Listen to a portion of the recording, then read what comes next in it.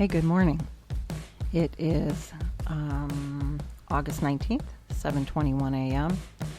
Just a couple of thoughts to leave you with today. This is Bev, and this is the Bev D Show. It is Monday. A lot of people call those fresh starts, start of a brand new week. I mean, I know the real reality behind where did the days of the week come from and all that good stuff, but no, really, where did it come from? And, it's forced us all into this matter of time and days and months. And, we have our quintessential work week that we start off. And, a lot of times when I wake up in the middle of the night and I can't sleep, I always feel really weird because I think the rest of the world is sleeping, and that is not true. There's an entire world going on out there that's working all night, taking care of us, whether it's the military, firemen, policemen, nurses, doctors, for starters. But there's also places that are open where you can go eat and enjoy some food. So we've got our restaurant workers, we've got our bakers, our bakers and all that stuff. So, if you wake up in the middle of the night like I did last night, and you start feeling all weird and stuff like that, just think about all that life that's going on out there and the people that are out there working, and kind of embrace that thought. And, it's something that, I don't know, just one of those things that, races through my head. Hey, listen, I don't have a lot of time today, but I did have a few thoughts that I wanted to get out. Last night I watched that documentary on Patrick Swayze and was 150% completely inspired. This guy was, anything he did 150%. And one of the main things he did was ballet. And I knew that he was a dancer, and I knew that, his life was geared around that, but I didn't know his mom was a teacher. I didn't know that that's what they did. And how he brought that talent into almost everything that he did, whether he was kickboxing or sorry guys, this is one of the reasons why I struggle on whether I'm doing the show or not, because sometimes in the morning it just sounds crazy and it's hard to get my voice going. I'm gonna have to do one of those things, me, ma, mo, moo, like they do in their acting and stuff. So I guess I will. But anyway, he was a dancer, and one of the quotes that he said, and this is not exact, but he's like, if you only get so much time to live. So if you're going to do something, why is there any question of whether you would do it or not? So he did a lot of his own stunts. He was very physically fit, made sure of that. He was strong, wanted to make sure that he was off of the Hollywood scene. So he bought a ranch, and he just really had a cool little life. I mean, everybody's got their problems and mistakes and things like that they have, and relationships, but for the most part, this guy was an inspiration to anybody that he talked to and worked with. And one of the things that I picked up from the show is he was prepared. He was prepared in his physical condition, whether it was because a lot of the movies that he was in required a lot of physicality. He insisted on doing his own stunts, and he was prepared and strong enough to be able to do them. And he truly felt that if something happened to him, and he did have football injuries and things like that, but he felt like if something happened to him, it genuinely was really supposed to happen. And so I realized that, I wanted to pick up a couple of things off of him, and one of them is to be prepared. Then he released energy. He released time. He inspired people. If he was in a role and he was working with someone, they literally felt his energy. And he had a way of doing that. And it was, not everyone can do that. But he made sure that if you were in that role with him, if he was working with you, that you felt that. And from Sam Elliott, to there were several actors and actresses that spoke of him from the different movies. but they felt this sense of energy.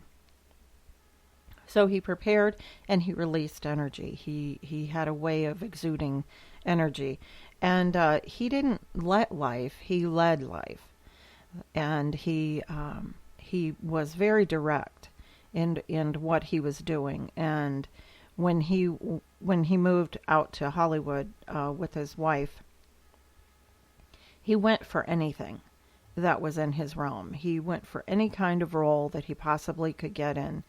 And I thought about, this is somebody who knew exactly what they wanted to do. They knew they wanted to be in this industry. But he had a way of not stopping, not letting anything get in his way, as far as nothing was too low of a role. And of course he wanted to make money. Of course he wanted to provide for his family and his wife. But he was somebody who wasn't afraid to take chances of something that may or may not have even been right for him. I thought about, in our careers and our business day, and the people that I talk to. I'm a recruiter and a sales trainer, and I think about how we fall into things and we just kind of shrug our shoulders sometimes and say, well, we'll see if this works. And I run into that a lot throughout my work week. And I see it and I recognize it, and I think, if we were only a little bit more prepared of what we were looking for and not settle, or if we are settling, we're looking at it as a stepping stone to lead us to another direction. To prepare, I don't even know if I'm going to air this. My throat is so bad this morning, but if we are going to prepare, here's what I recommend. And I don't care. Everybody has to clear their throat. But here's what I recommend.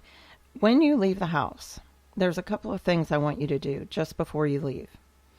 I want you to ask yourself one open-ended question about how you could maybe perhaps do something better. For the universe, for yourself, for your home, for your relationships. So in other words, what could I do to possibly make today a better day for someone else? What could I possibly do to make this a better day for me?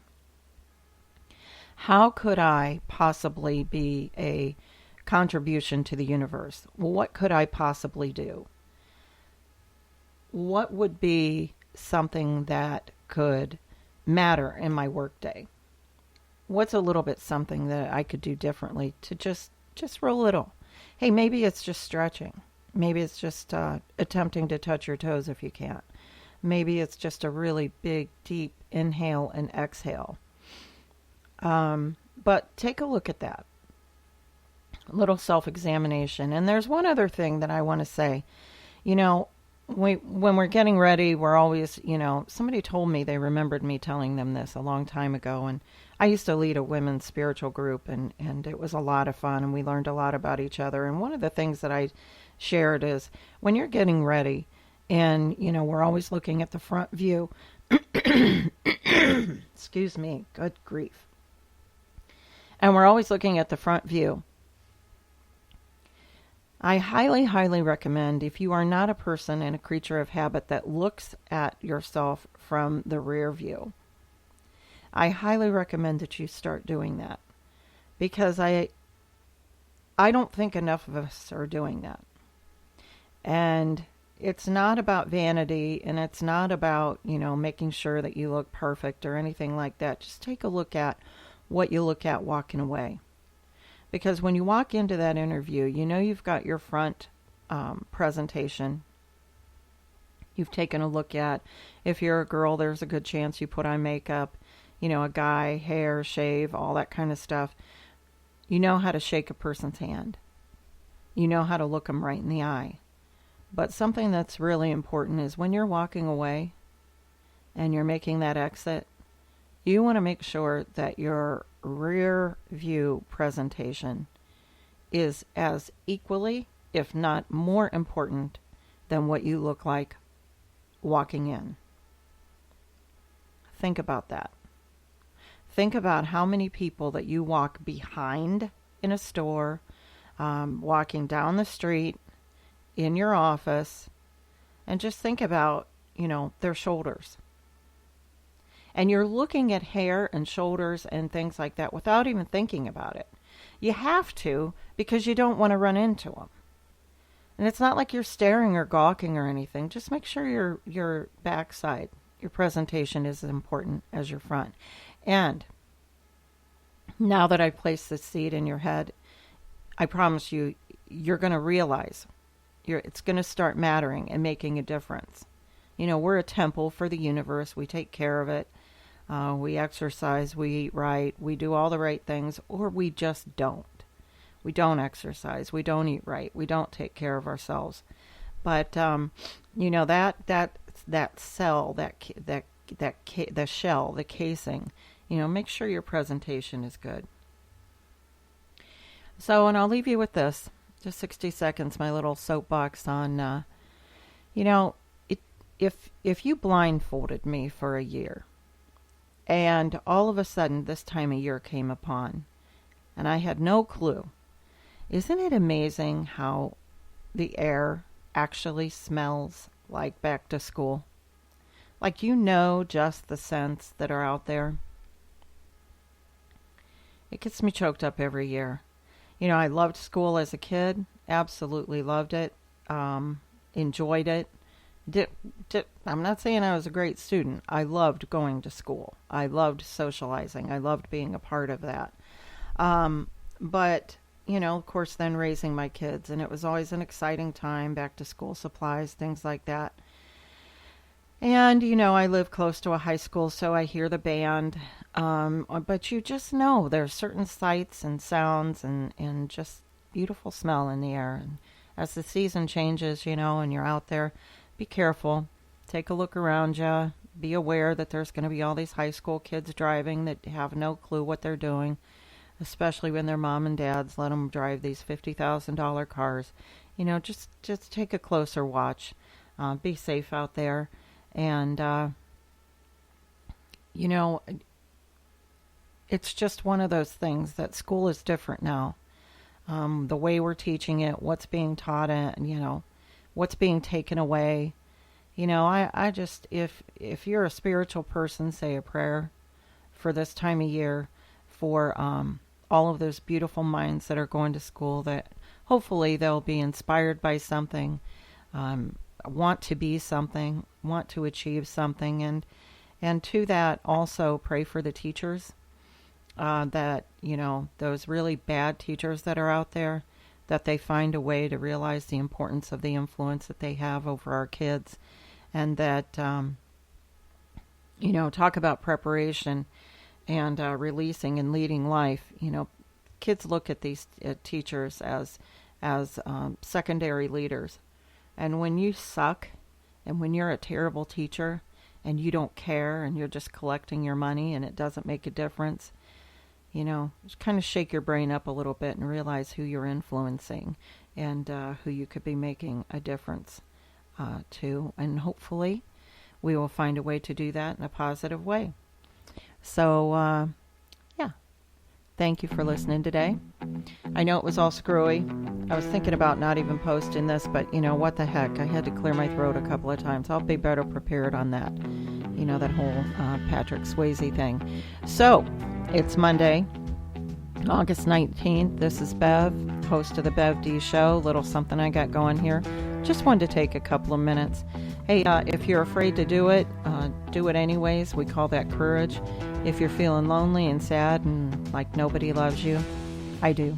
Have a great day.